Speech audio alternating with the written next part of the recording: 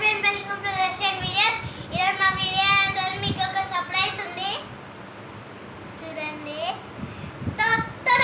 ఇదేంటంటే పొడుతుంది, షూట్ చేస్తాడు, ఇంట్లో లైట్ చేస్తాడు.